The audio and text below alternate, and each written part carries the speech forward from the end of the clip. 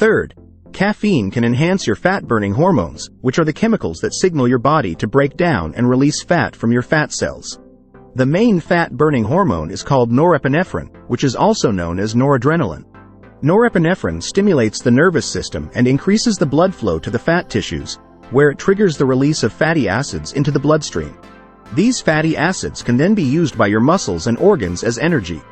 Studies have shown that caffeine can increase the levels of norepinephrine by 30 to 40%, depending on the dose and the individual. This means that if you drink coffee before or during your workouts, you can mobilize more fat and burn more fat as fuel.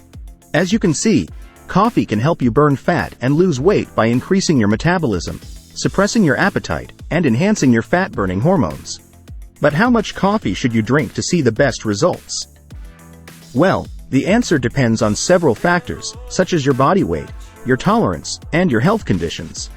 However, a general recommendation is to consume 3 to 6 milligrams of caffeine per kilogram of body weight per day. This is equivalent to about 2 to 4 cups of regular coffee, depending on the strength and the size of the cup. Of course, you should not drink coffee too late in the day, as it can interfere with your sleep quality, which is also important for weight loss and health.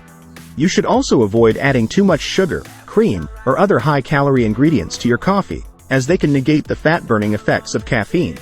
Instead, you can add some cinnamon, vanilla, or cocoa powder to enhance the flavor and the benefits of your coffee. So, there you have it.